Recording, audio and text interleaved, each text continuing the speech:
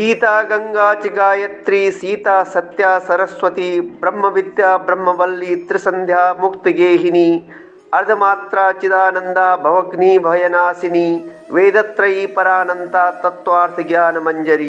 श्रीमद् भगवद गीता भगवान श्री कृष्ण का मानव जीवनोपयोगी दिव्य उपदेश है।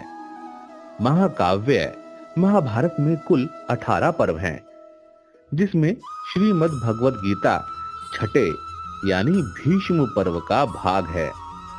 जिस दिन भगवान श्री कृष्ण ने महाभारत में कुरुक्षेत्र के युद्ध स्थल पर श्रीमद् भगवद गीता का अमर उपदेश दिया, वह दिन श्री गीता जयंती के नाम से प्रसिद्ध है।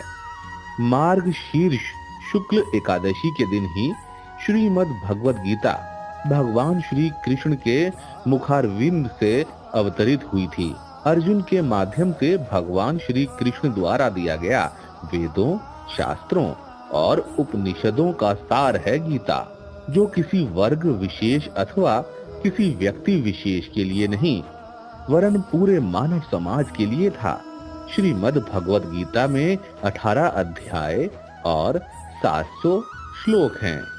यह एकमात्र ऐसा ग्रंथ है जिसे दुनिया की सबसे ज्यादा भाषाओं में लिखा गया है। दुनिया के कई देशों में गीता पाठ्यक्रम का भी अंग है। श्रीमद् भगवद गीता के वर्तमान में धर्म से ज्यादा जीवन के प्रति अपने दार्शनिक दृष्टिकोण को लेकर हमारे देश में ही नहीं, बल्कि विश्व के अनेक विद्वानों ने अपनी प्रतिक्रिया व्यक्त की है, और वह भी गीता के ज्ञान को सर्वोपरि मानते हैं।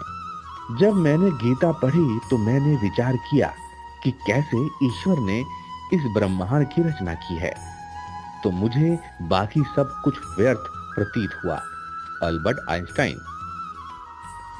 जब मुझे कोई परेशानी घेर लेती है तो मैं गीता के पन्नों को पलटता हूँ। महात्मा गांधी।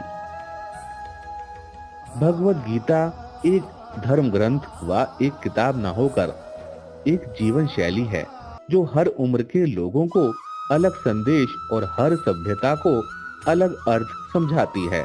महान दार्शनिक महर्षि अरविंद घोष। श्रीमद् भगवद गीता को विश्व की सबसे प्राचीन जीवित संस्कृति, भारत की महान धार्मिक सभ्यता के प्रमुख साहित्यिक प्रमाण के रूप में देखा जा सकता है। Thomas Merton. गीता ने सारी दुनिया को प्रभावित किया। इसका प्रभाव चीन और जापान तक पड़ा। जर्मन धर्म के अधिकृत भाष्यकार J.W. होकर ने लिखा कि यह सब कालों में सब प्रकार के धार्मिक जीवन के लिए प्रामाणिक है। श्रीमद् भगवद गीता ने किसी मत पंथ की सराहना या निंदा नहीं की, अपितु मनुष्य मात्र की उन्नति की बात कही है। गीता जीवन का दृष्टिकोण उन्नत बनाने की कला सिखाती है और युद्ध जैसे घोर कर्मों में भी निर्लिप्त रहने की कला सिखाती है। मरने के बाद नहीं, जीते जी मुक्ति का स्वाद दिलाती है गीता। यदा यदा हि धर्मस्य ग्लानिर्भवति